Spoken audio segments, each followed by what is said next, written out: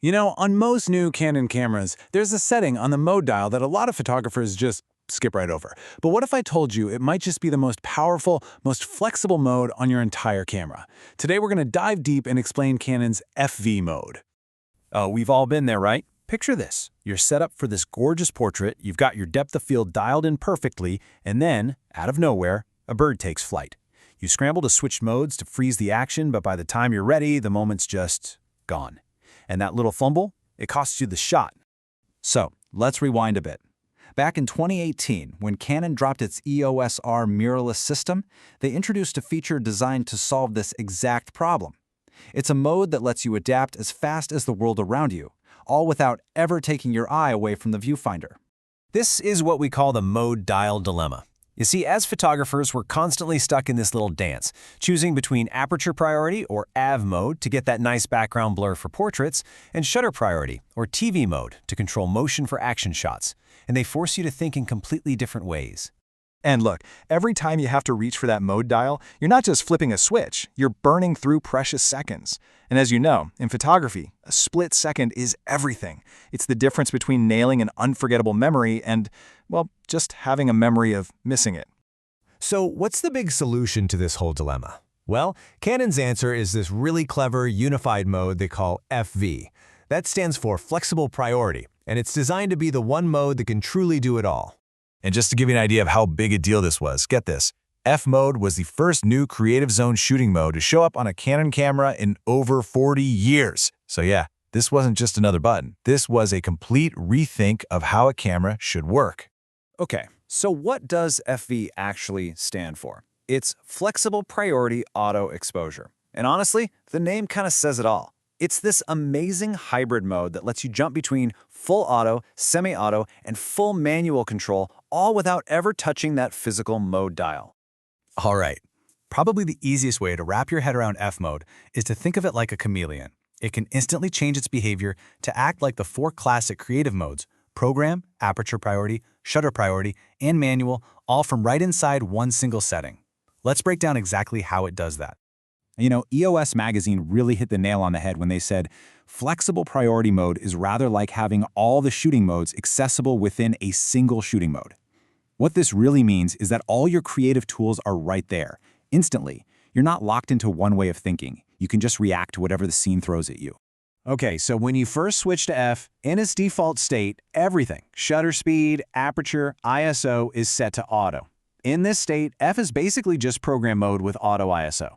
The camera's calling all the shots, which, hey, is perfect for a quick, no-fuss snapshot. But, okay, let's say you see a great portrait opportunity, and you want that blurry background. You want to control the depth of field. All you do is grab control of the aperture. The second you dial in a new f-stop, damn, the camera instantly figures out the right shutter speed for you. And just like that, your FV mode is now aperture priority.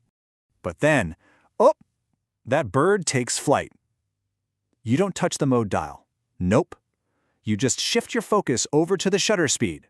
You crank it up to something fast, like 1/1000th of a second, and the camera? It takes care of the aperture for you. You are now instantly in shutter priority mode. And what if you're like, you know what, I want total control? Easy. Just set the shutter speed yourself, set the aperture yourself, and set the ISO yourself. And there you go. You are now in full manual mode. Think about that.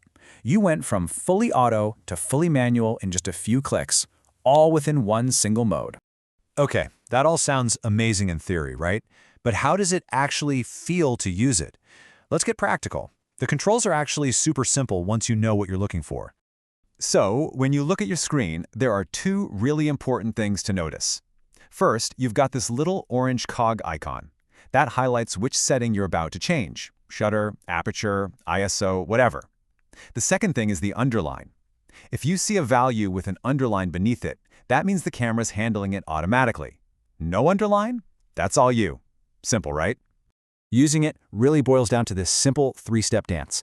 Step 1, you use the quick control dial, that's usually the one your thumb rests on, to move that orange cog around and pick what you want to change. Step 2, you spin the main dial, the one up by the shutter button, to actually change the number. And step 3, if you want to give control back to the camera, just a quick tap of the cross keys resets either just that one setting or everything right back to auto. Okay, listen up, because this is probably the single most important tip to make FE mode feel snappy and not clunky. Before you change anything from auto, give the shutter button a little half press. This tells the camera to meter the scene and give you a sensible starting point.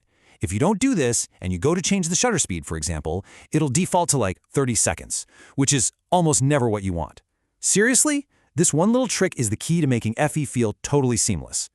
So, after all that, the big question is F mode right for you? I mean, is it something you should actually use? Let's kind of break down who really gets the most out of it. FV mode is an absolute game changer for anyone who's ready to move beyond the full auto modes. It's also a dream for stuff like travel or street photography, where the light and the action can change in a blink.